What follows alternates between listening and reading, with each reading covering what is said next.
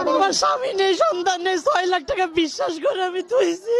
14 বছর ধরে আমি চাকরি করি, আমি এক টাকা করে জামাই এই টাকাগুলি রাখছি। আমার টাকাগুলো আমরা ফেরত চাই, আমার 10 লাখ টাকা।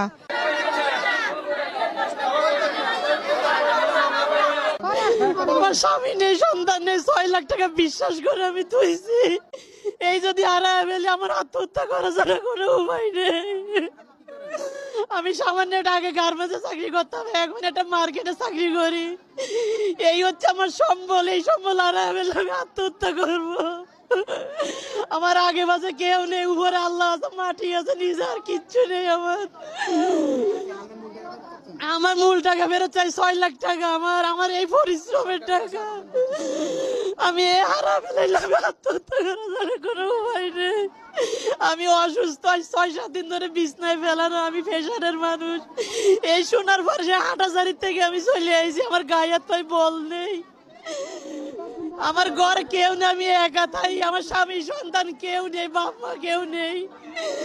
আমি চাকরি না করলে আমি এই টাকা দিয়ে চলে ফিরে খাইতে পারি, এখন যদি এইটা হারায় ফেলি আমি সব শেষ। আমার একটাই রিকোয়েস্ট আপনার কাছে, আমার টাকাগুলো না আদায় করে দেন। 14 বছর ধরে আমি চাকরি করি, আমি এক টাকা করে জামাই এই টাকাগুলি রাখছি।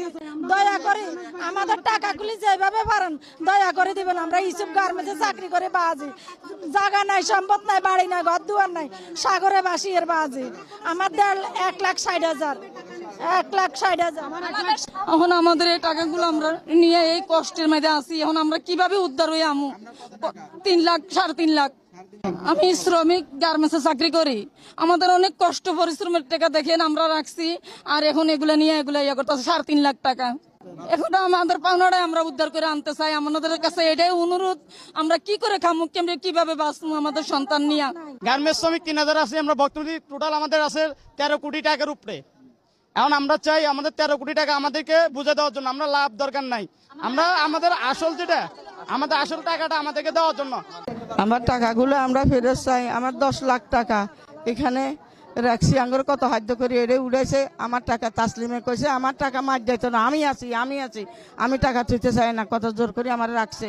আমার 10 লাখ টাকা। আমরা আমার জীবন থাকতে 1 টাকা কারো মারবো না, সবার টাকা আমি আমার জীবন থাকতে আমি সবাইকে দিয়ে যাব।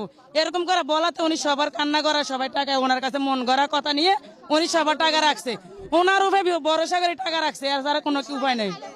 মালিককে আমরা মালিককে চিনি না, তসলিমকে চিনি, আমরা তসলিম স্যারকে চিনি। তসলিম বলছে আমাদেরকে মিষ্টি কথা কই, ঠিক আছে? এতগুলা মানুষের গার্মেন্টসের ঘাম জড়ানো টাকা, ঠিক আছে? এভাবে যে মানুষের উপরে নির্যাতন করবে, ঠিক আছে? এটা কিন্তু আমার বর্তমানে 1.5 লাখ টাকা। আমরা এখানে টাকার জন্য আমরা টাকা পাই, ওরা চলে গেছে আমাদেরকে টাকা পয়সা না দিয়ে। মালিকেরা, মেন মালিকেরা চলে গেছে, মালিকেরা। হ্যাঁ হ্যাঁ, আমরা টাকা চাবো, আমাদের আসলটা চাবো, আমরা লাভ চাই না, আমাদের আসলটা চাই। হ্যাঁ, আমাদের আসলটা আমাদেরকে বুঝাই দেয়, যাবো। আমি ওনাকে বলছি, আমার 1 বছর যখন হয়ে গেছে তখন আমি তসলিমকে বলছি, তসলিম ভাই আপনি এই টাকা দিয়ে কি করেন? এত মানুষের টাকা আপনি টাকা দিয়ে কি করবেন? টাকাগুলো যে নিচ্ছেন আপনাদের ব্যবসা কি? আপনারা কোথায় ব্যবসা করেন? বলছে আমরা ঢাকায় গার্মেন্টস খুলছি। তা আর কি আছে? অন্যান্য ব্যবসা আছে, টাকা কোনো সুদে আছে? বলছে না, টাকা কোনো সুদে নাই। বলে ভাই আমি তো একজনের কথায় আপনার এই জায়গায় টাকাটা রাখছি, এখন তো শুনি আপনি টাকা সুদে নেন। আমি তো টাকা সুদের জন্য রাখিনি, আমি তো হজে যাবো এই জন্য টাকা রাখছি। কইছে কোনো চিন্তা নাই, চিন্তা করবেন না, এখানে আমি আছি, টাকা যদি কিছু হয় আমি তো